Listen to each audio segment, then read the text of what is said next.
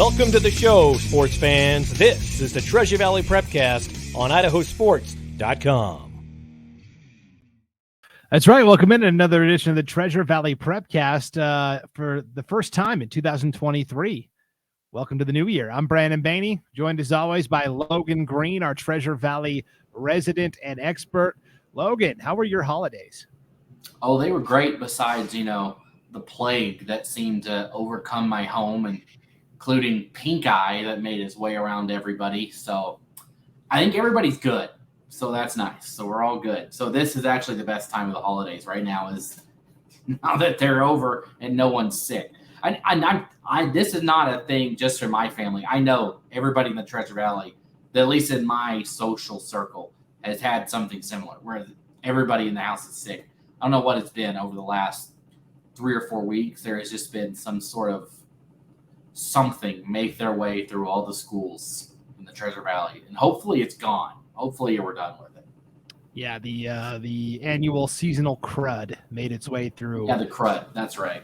Yeah, the seasonal crud. I think that'll be the title of the podcast episode. That's going to be a good one. Well, we are into the new year, 2023. We took last week off because, it was that week between Christmas and New Year's. And, yeah, there were a lot of holiday tournaments. But, I guess you we could have wanted to see my face last week. Right. It was horrifying. Pretty gnarly. And so I guess we could have previewed those tournaments, but I like talking more about the results. So that's what we're going to do today. We're going to talk about all the holiday tournament results and what we've seen so far as we've gotten back into regular season play as well. We're recording this on Thursday, January 5th. So there's a lot of stuff to get to and a lot to talk about. Right off the top, I wanted to give a shout out to the Owyhee girls basketball program. And I guess we can start with girls basketball and then we'll talk boys basketball. In girls hoops, Owyhee goes down to Glendora, California just before Christmas and wins the Glendora Winter Tournament. They go 3-0 against 3 California schools, including the hosts from Glendora. And the Storm last night beat Eagle by 10. And so Owyhee very quietly tied for first place in the 5A SIC standings along with Boise. They're both 12-1 overall. They're both 5-0 in league play. And they'll play a little bit later on this month. Yeah, and it's something that we said last time, right? That we mentioned. Oh, great, another good Owyhee team. That's just what everybody wants to see. I say that sarcastically and lovingly, right? But this is a team that the girls from Owyhee, they have one loss to Thunder Ridge by 3 points, and that's it, right? And that's a Thunder Ridge squad that is very good. That's not a bad loss. Very good team, and you look at they've kind of they're hitting their stride, right? I mean, they are rolling through people. Really, the closest game outside of even they rolled through those games in California, but they had a close game with Middleton back on December 9th. That was a 5-point game, but outside of that, it's all been double-digit wins for Owyhee. It hasn't been close, and so it's impressive what they've been able to do over the last couple of weeks. Yeah, so we've got a new feature that we debuted with the new year on IdahoSports.com. We are doing the IdahoSports.com top 25 girls basketball and boys basketball teams, kind of mimicking college basketball in a way, the top 25. It's based off of our power rankings system that we have in-house at IdahoSports.com. It's kind of like the net that the NCAA tournament uses to seed their basketball teams. So sometimes the results you look at and you're like, that doesn't make a lot of sense. But by the end of the year, it'll all make sense. And usually it mirrors pretty closely, the teams that are at state and competing hard. So anyways, we're going to do this every weekday morning. I'm going to go in and update the top 25 based on our power rankings and basically select one notable team or one notable game that happened the previous night. And so for today, our second edition of the IdahoSports.com top 25 for girls basketball, I wrote about Owyhee because they had just beaten Eagle last night, 53-43, all the things we've already talked about. And as I dug into this Owyhee team, and you can read this, it's right on our homepage, IdahoSports.com, and you definitely should. Owyhee snuck into our top 25. They're ranked 24th now in the power rankings. But this is a young team. Of the 9 girls that played last night against Eagle, 1 is a senior, 2 are juniors, and the other 6 are sophomores. It's pretty incredible. Yeah, I mean, you look at if we look at last night specifically, right? Riley Beck is a sophomore for Owyhee, and she scores 21 points. Sydney Rodriguez is a junior, and she scores 16 points. So you get what is that? Fast math, 37 points from those two underclassmen. And you know what? That's what we saw from the boys squad last year, right? Where they just had the one senior. He obviously a big senior, big piece of that puzzle. But you look on the other side, and they've got youth that can score the ball, and it's just dangerous.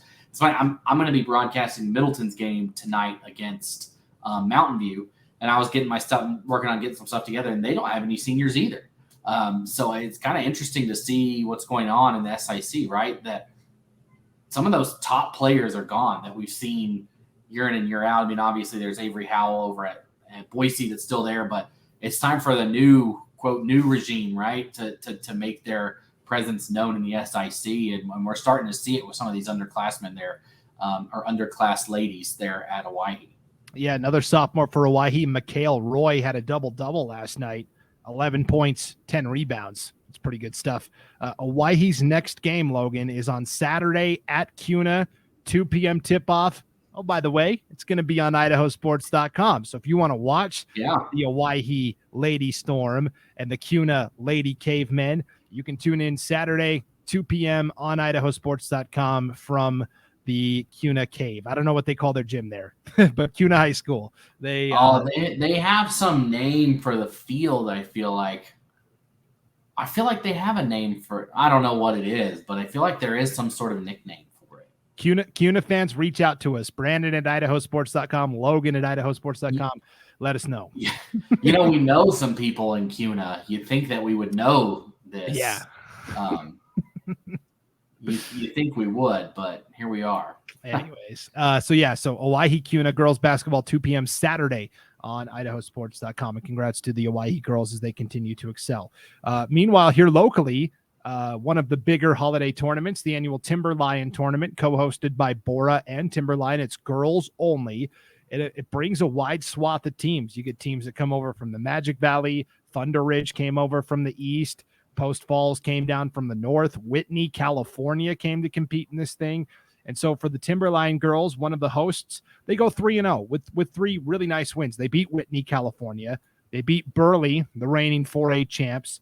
And then they beat a really good Twin Falls team that's also a 4A squad. And then off of that, they go right back into league play and don't miss a beat, picking up another win this week. So Timberline also, on the periphery, it's easy to forget that they are the defending champions, right? 13-2 overall, 5-1 in league play. Their most recent win was over Capital last night, 44-29.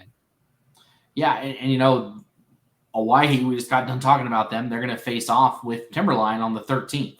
And so maybe that'll be a game where we see if there is Owyhee legit, right? Can they handle it? Because I think unless Timberline's a top dog, right? And until somebody knocks them off or, stakes that claim, I think they have earned that right to be there. And I think the other team thrown in the mix there is Boise, right? That they're in that Timberline and Boise are kind of, we talked about it early on in the season that maybe they're in that step above, but who else wants to join that? But Timberline, another great showing at they're a host of it, right? The Timber part of that, they're one of those hosts, but a good weekend, or a good week, I should say, last week for the Wolves over there.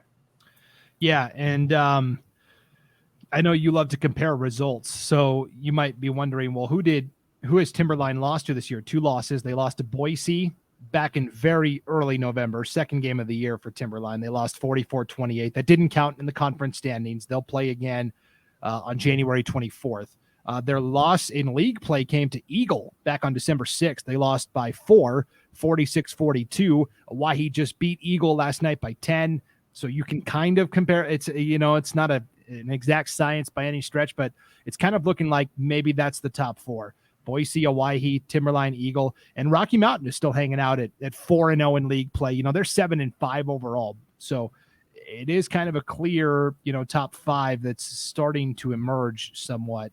And Eagle as well, 5-9 overall, but 4-1 in league play with the win over Timberline. So that's a nice feather in the cap there. Yeah, and just seems like there's a lot of teams in this year that could make a run at it. I feel like that, with how many bids come to state, obviously I think there's 3 that I think are pretty well in hand, right? I think Boise will be there. I think Timberline will be there. And I think Owyhee will be there. And then there could be a mix of, I don't know after that, Brandon. I don't know who, could be Eagle. But Middleton beat Eagle earlier in the year. So, Middleton hung well with Owyhee. Now they've gotten beat pretty good some other times. And so that's just another team that I think maybe is in that conversation. I don't know. I don't know where they fit in that conversation. And, right now they're 1-3 in conference. So, there's that. But I think, they played Owyhee. That's one of their 3 losses. Timberline is one of their 3 losses, in Boise, right? So they got their 3 losses were to those 3 teams. the 3, I'll say, right? The top 3. They did end up losing to Melba and Post Falls in the tournament, but I'm curious to see how they will compete with some of those other teams as the season goes along. They picked up a win against Blackfoot, who's a really good 4A team from Eastern Idaho.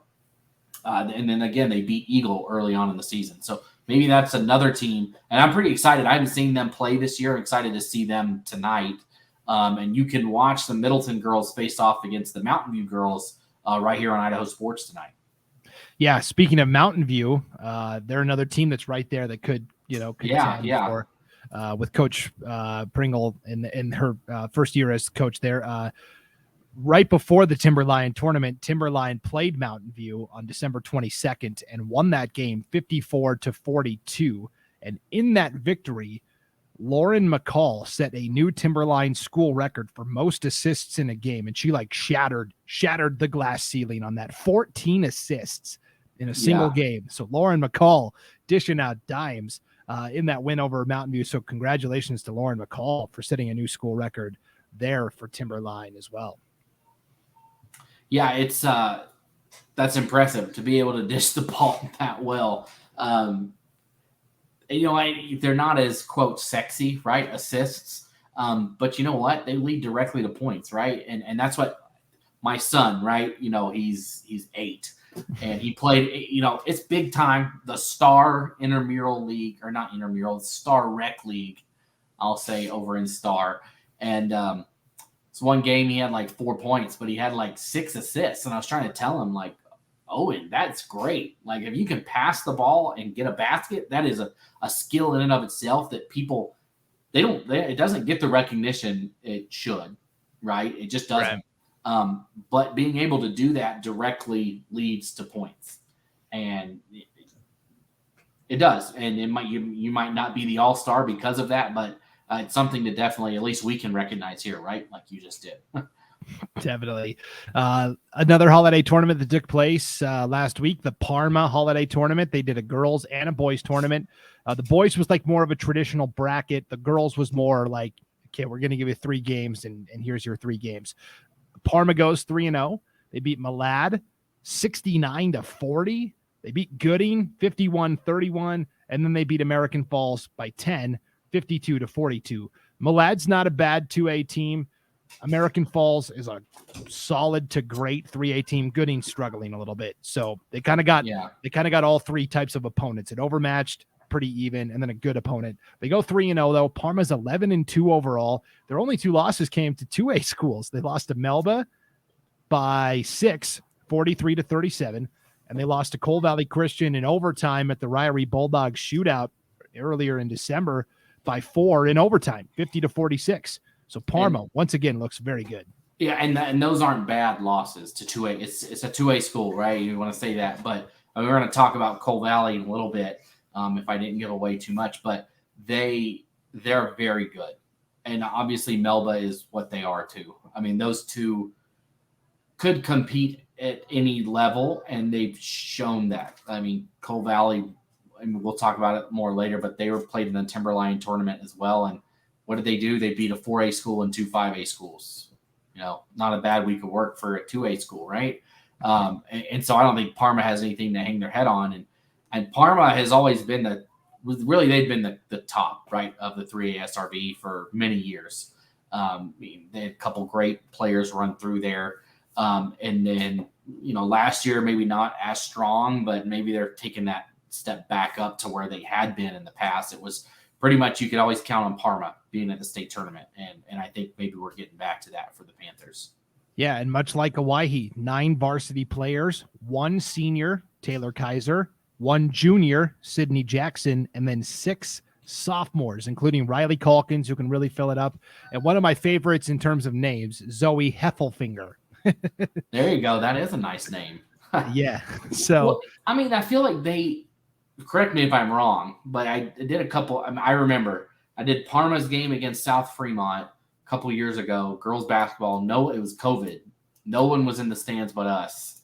And yeah, that was fun times, right? Thinking back on that, like, what the heck? But somebody missed a free throw, and we said they missed a free throw, and they turned around and looked at us because it was so quiet. But anyways, I feel like they had so many seniors back, a couple years ago, right? Like they were just heavy in that regard, and it's just needed to take some time. And you can see that with the youth, and they're finally, I feel like, have caught up.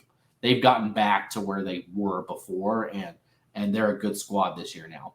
Definitely. Austin Harris, I feel like had been there for 10 years. And she's at Eastern Oregon now, playing for them. So I thought, gosh, I couldn't remember her first name.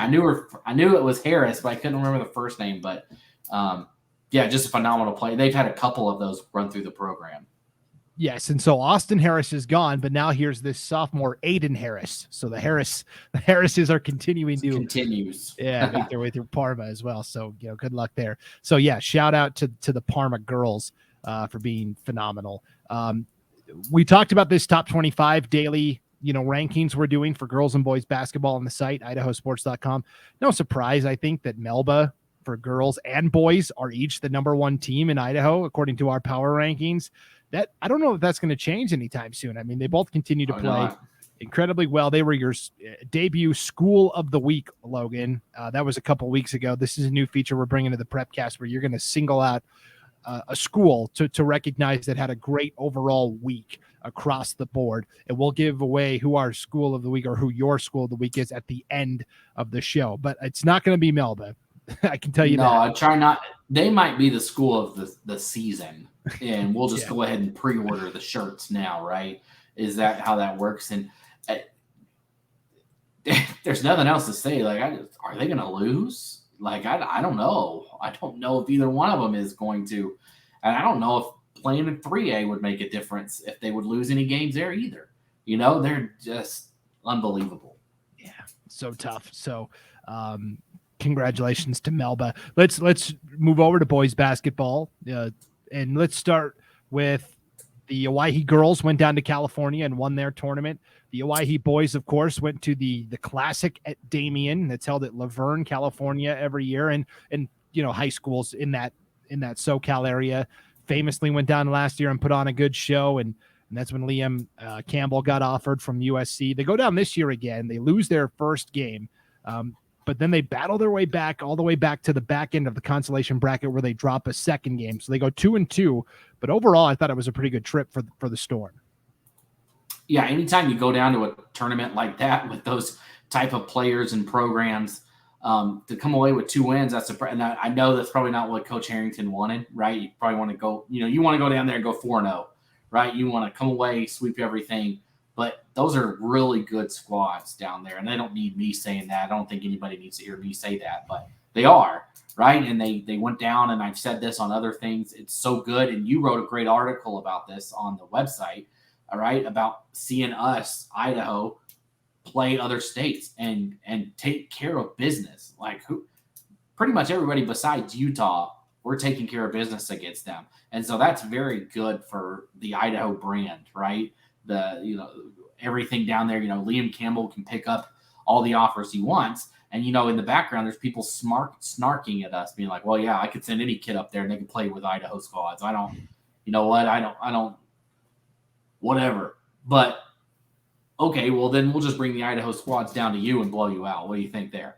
That's me being snarky with it, right? Like, I think that's the perception that I've heard from people out there. And you I think you and Scott talked about this on your Magic Valley Prepcast, but again, going back to football too, Colston Loveland, right? Oh, you just beating up on kids in 3A football in Idaho. Man, this kid was playing in a semifinal game on national TV, catching the ball. He caught a touchdown pass against Ohio State. He caught a touchdown pass in the Big Ten championship.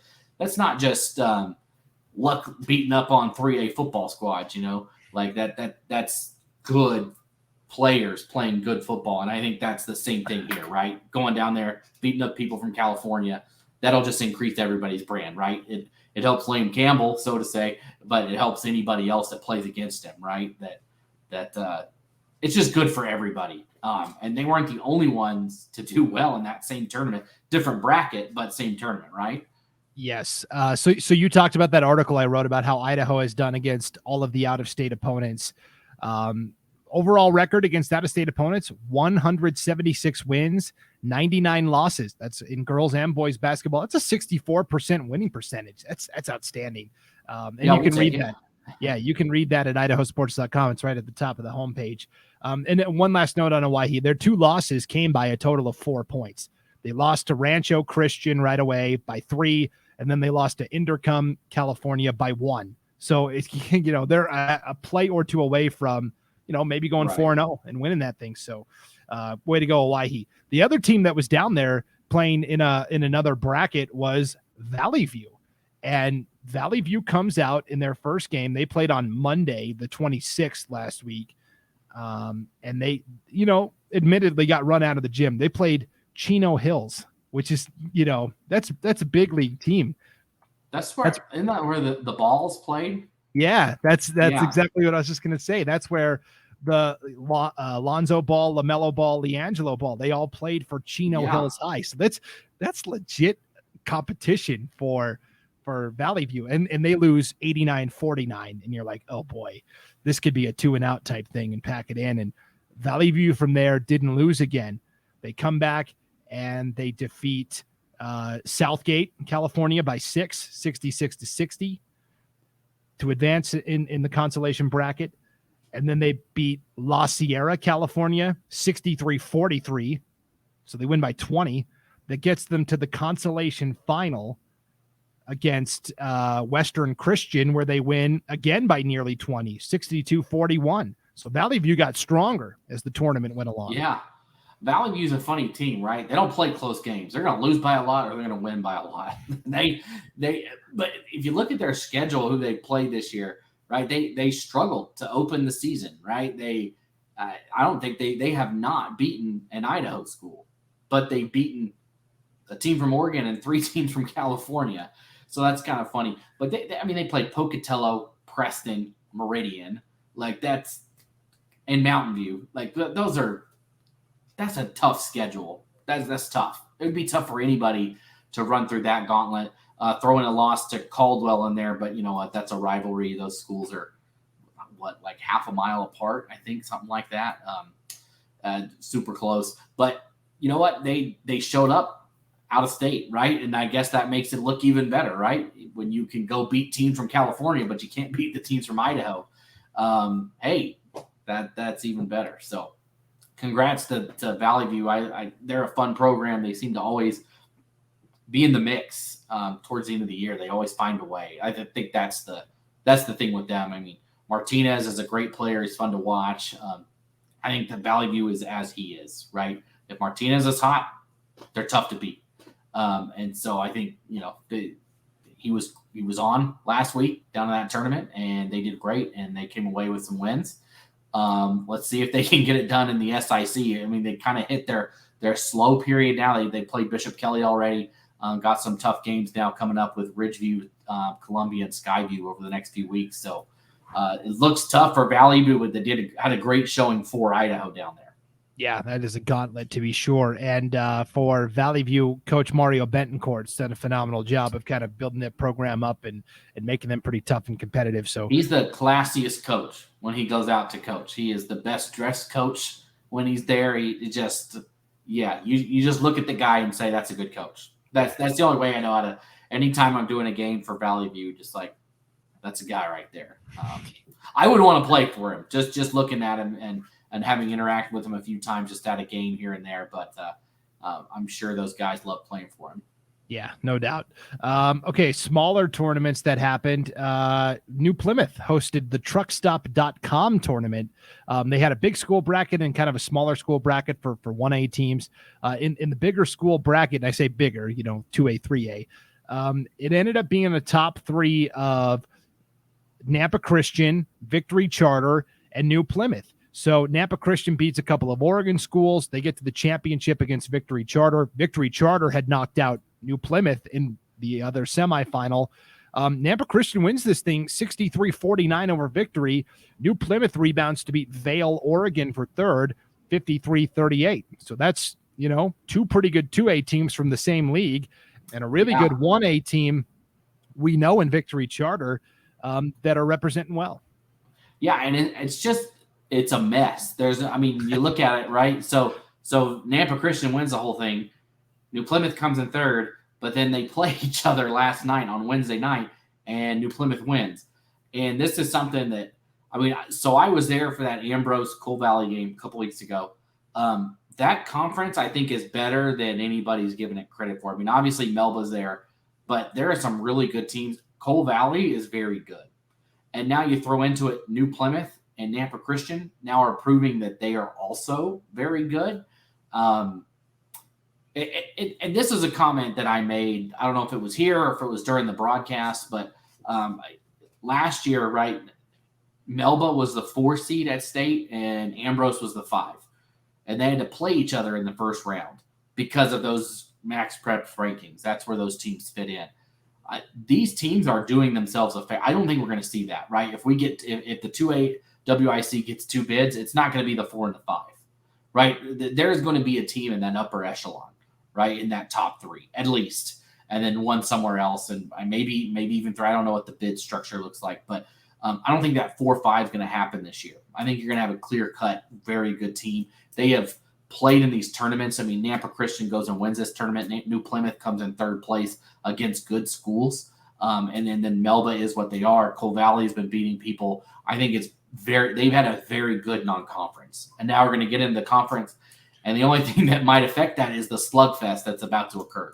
I think they are going to punch each other in the face bad. I think that upper Melba is probably a class of their own, to be honest. But now here's the thing. I was talking to AD Connor Jackson from Coal Valley, and they want that next shot with Melba.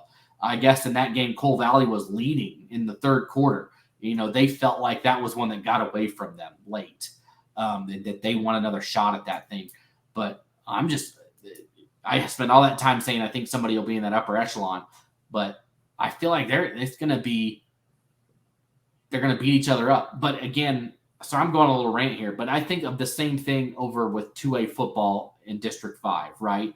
With like Aberdeen, West Side, those schools all beat up on each other. But then at the end of the year, who's left standing?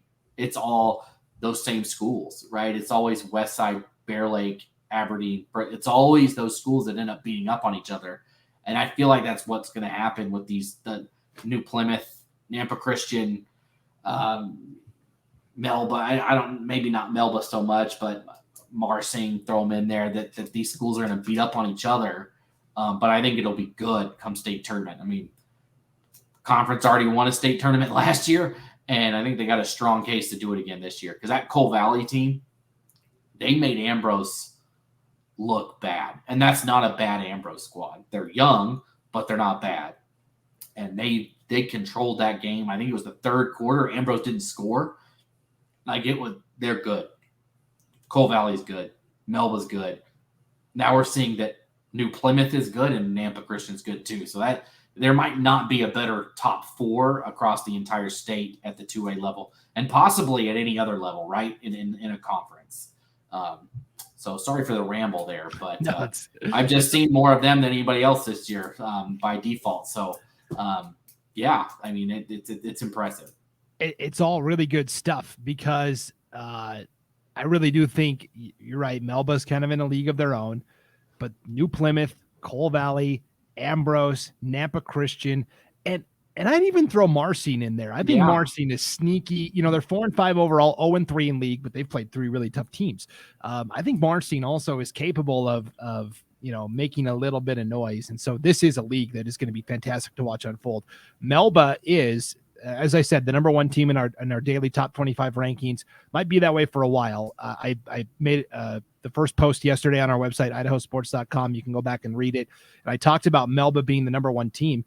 They are on a 24-game winning streak right now. If the last time they lost was nearly a calendar year ago. They lost to Ambrose 60-49. Yeah.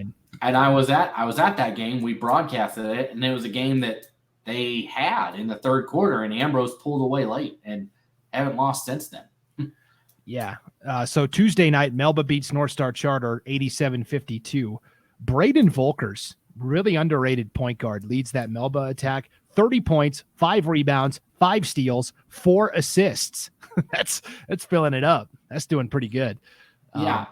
And it's funny because people thought maybe does Melba take a step back, right? Losing Joe Reaver. No, the answer is no. that they can just plug somebody else in, and Volker steps up and does more in that absence. And not that he wasn't a good player last year, but you know what? You lose a player like Joe Reaver, and somebody's got to step in and kind of assume that alpha position, so to say. I don't know what the team dynamics is down there, but from what you've from his statistics, you think that maybe Volkers has stepped up and said, "All right, I'll take over here." Yeah, he's doing a phenomenal job, and Coach Spencer Trappett and the Melba Mustangs continue to excel also. All right, I did want to mention wrestling real quick, Logan. This weekend it is Raleigh Lane time. This is the premier event in the state of Idaho, the Raleigh Lane Invitational. You will have all the heavy hitters from 5A and 4A wrestling coming to the Idaho Center, and then some really good out-of-state opponents as well from Nevada, Oregon, Washington, Utah. They're coming from all over to Raleigh Lane. You are going to be there taking in some of the action, Logan. Yeah, I'm going to pop in. My nephew actually wrestles for Idaho Falls. Now, he's not listening to this, but I'm sure he'll be a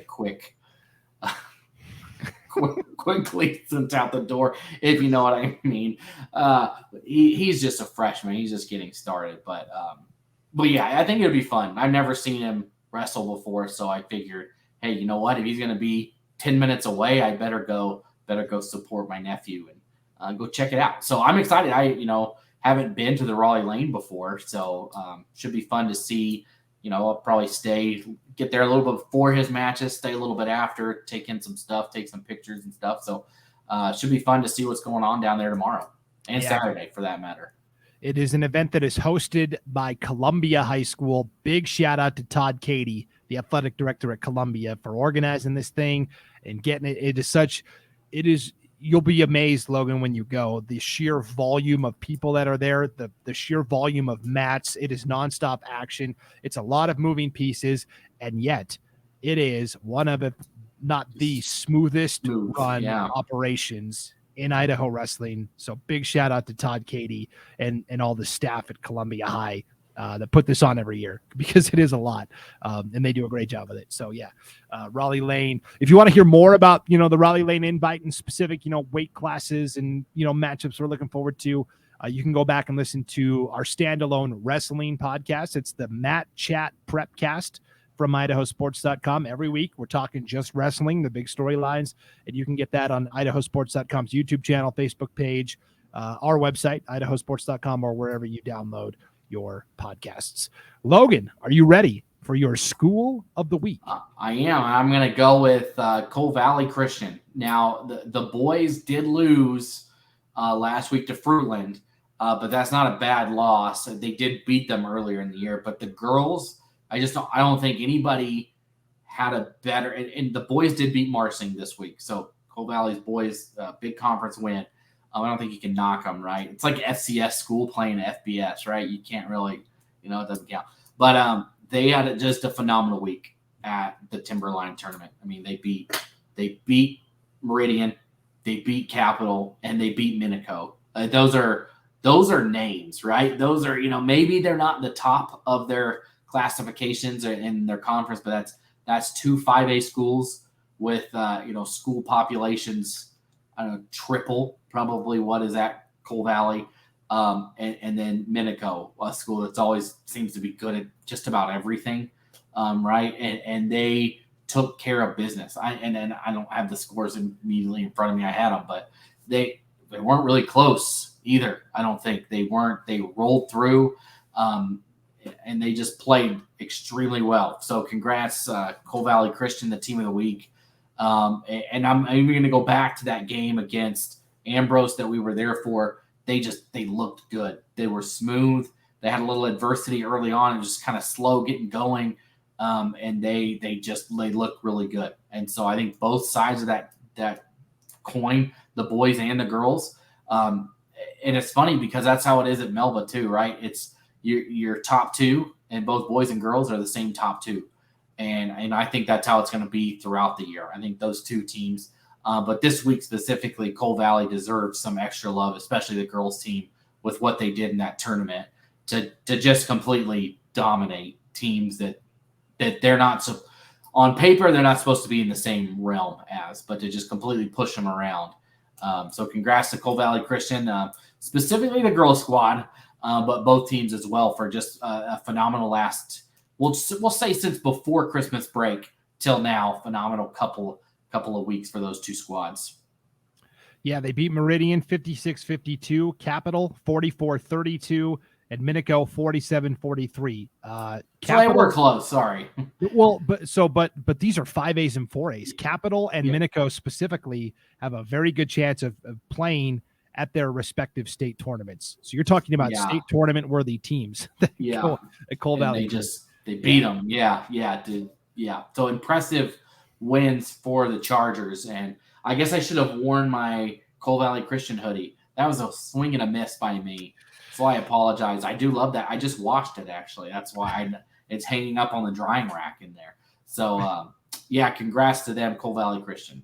Yeah, way to go. So, all right. Well, that'll do it for this edition of the Treasure Valley Prepcast. Back in the swing of things, off and running for the new year, 2023. As always, if there is a team, a story, an athlete that you want us to talk about, drop us a line. Brandon at IdahoSports.com, Logan at IdahoSports.com. And, stay tuned to IdahoSports.com. We're having new content daily on our website with the daily top 25 rankings. So you never know which team or which game we're going to highlight. So you'll want to check back every day to see how the top 25 has changed. And of course, all the scores and schedules and all that great stuff up at IdahoSports.com as well. All right. Thanks for tuning in, everybody. For Logan Green, I'm Brandon Baney, and we'll see you next time on IdahoSports.com.